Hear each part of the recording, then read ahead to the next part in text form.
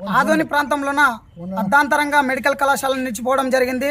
మరి వెంటనే తక్షణమే పునఃప్రారంభించాలని ఈరోజు స్థానికంగా ఆదోని నియోజకవర్గ శాసనసభ్యులు గౌరవనీయులైన పార్థసారథి సార్ గారికి ఈరోజు వినతి పత్రం ఇవ్వడం జరిగింది విద్యార్థి సంఘాలుగా. అలాగే ఆయా కళాశాలల నుంచి నోబుల్ కళాశాల అలాగే విశ్వనారాయణ కళాశాల నుంచి ఈరోజు ఎమ్మెల్యే క్యాంప్ ఆఫీస్ దగ్గరికి రిప్రజెంటేషన్ ఇవ్వడం జరిగింది. మరి రానున్న రోజుల్లో కూడా ఎమ్మెల్యే సార్ గారు స్పష్టత ఇచ్చినారు విద్యార్థులకు మరి విద్యార్థి సంఘాల నాయకులకు. కాబట్టి ఏవైతే మెడికల్ కళాశాలలో అర్ధాంతరంగా పనులు ఆపేయడం జరిగిందో వాటిని తిరిగి పునఃప్రారంభించాలని ఈరోజు విద్యార్థి సంఘాలుగా డిమాండ్ చేయడం జరిగింది. ఈరోజు అర్ధాంతరంగా దాదాపుగా కర్నూలుకు పోతే 100 మంది ప్రాణాలు పోతున్నాయి. ఆ ఉద్దేశంతో ఈరోజు ప్రతి ఒక్కరు కూడా మెడికల్ కళాశాలను స్వాగతించడం జరిగింది. ఆదోని ప్రాంత వాసులుగా మేము ఒకటే అడుగుతున్నాము, ఈ రాష్ట్ర ప్రభుత్వాన్ని శాసనసభ్యులు గారిని ఒకటే అడుగుతా ఉన్నాం, మెడికల్ కళాశాల పూర్తయ్యేంత వరకు ఉద్యమాన్ని ఆపే ప్రసక్తి అంటే ఉండదు.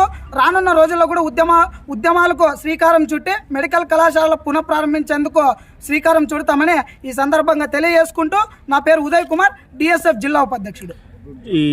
మీకు ఈరోజు ఎమ్మెల్యే గారు ఏం హామీ ఇచ్చారు? ఎమ్మెల్యే సార్ గారు బడ్జెట్ లేదనే ఉద్దేశంతో ఈరోజు చెప్పడం జరిగింది.